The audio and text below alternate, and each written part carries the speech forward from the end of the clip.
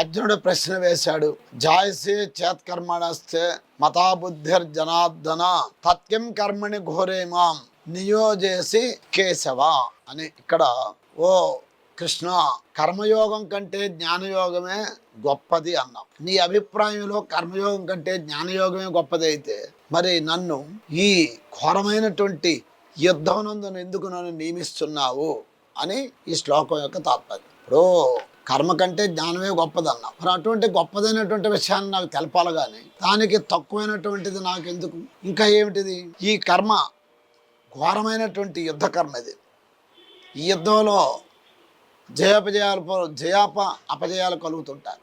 ఎంతోమంది మరణిస్తారు, ఎంతోమంది సంహరించవలసి వస్తుంది. మరి అటువంటి ఈ యుద్ధ కర్మని నన్ను ఎందుకు చేయమంటున్నావు? వ్యామిశ్రేణీవ వాక్యేన బుద్ధిం మోహయసేవమే తదేకం వదనిశ్చత్యం ఏనశ్రయోహమాప్రియాం అని. అయ్యా, నీ వాక్యాలు ఎట్లా ఉన్నాయనంటే మిశ్రమంగా ఉన్నాయి, సందిగ్ధంగా ఉన్నాయి. ఈ సందిగ్ధ వచనాల చేత నా బుద్ధి కలవరపడుతుంది. సందేహాస్పదమైన నా బుద్ధి సత్యాన్ని నిర్ణయించజాలకుంటుంది.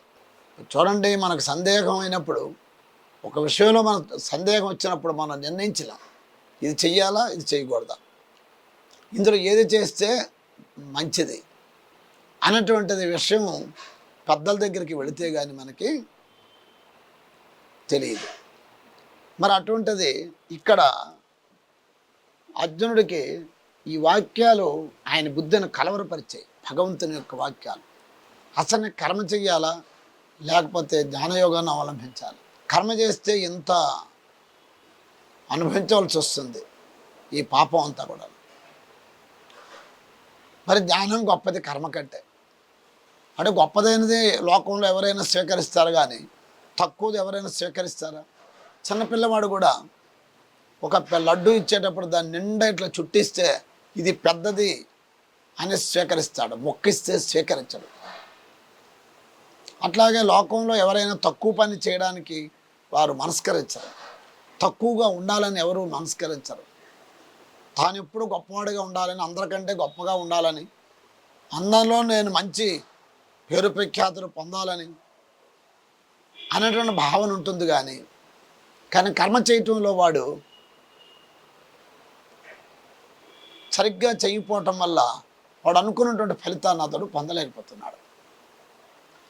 మరి ఇట్లా ఇక్కడ అర్జునుడు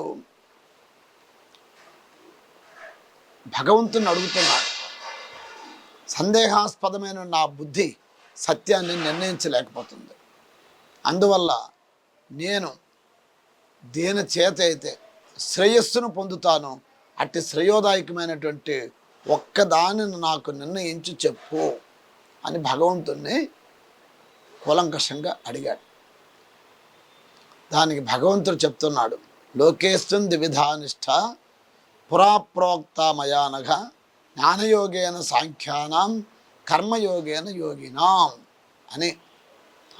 అర్జున లోకంలో 2 నిష్టలు ఉన్నాయి అన్నాడు. 2 నిష్టలు లోకంలో, సృష్టి ఆది నుండి ఈ లోకంలో 2 నిష్టలు ఉన్నాయి. సాంఖ్యయోగులకి జ్ఞానయోగము, యోగులకు నిష్కామ కర్మయోగం అని ఏర్పరిచాను. ఈ 2 విధాలైన అనుష్ఠానాలు ఈ 2 నా చేత చెప్పబడ్డాయి. చూడండి, అంటే ఇక్కడ జీవులు సంస్కార భేదాలచే అనేక తరగతులుగా ఉన్నారు. జీవులు వారి వారి సంస్కారాన్ని అనుసరించి అనేక తరగతులుగా ఉన్నారు. అంతఃకరణ శుద్ధి కలిగిన వారికి ఏం కావాలి? జ్ఞానయోగం కావాలి. అంతఃకరణ శుద్ధి కలగని వారికి నిష్కామ కర్మయోగం చేయాలి. ఈ నిష్కామ కర్మయోగం వల్ల అంతఃకరణ శుద్ధి కలుగుతుంది. అంతఃకరణ శుద్ధి కలిగితే అప్పుడు ఆత్మానాత్మ విచారం అన్నటువంటి జ్ఞానం కలుగుతుంది. అసలు నేను ఎవరిని, ప్రపంచం అంటే ఏమిటి, దేవుడు అంటే ఎవరు, అసలు సత్కర్మ అంటే ఏమిటి, సదాచారం అంటే ఏమిటంటే విషయం కూలంకషంగా తెలియబడుతుంది. అంతఃకరణ శుద్ధి కాని వాడికి నిష్కామ కర్మయోగాలు చేయాలి. ఆ నిష్కామ కర్మ అంటే కర్మ చేశాడు, దాంట్లో ఎటువంటి ఫలితం ఆశించకుండా తన కర్తవ్యాన్ని తాను చేసుకొని వెళ్ళిపోతూ ఉండాలి.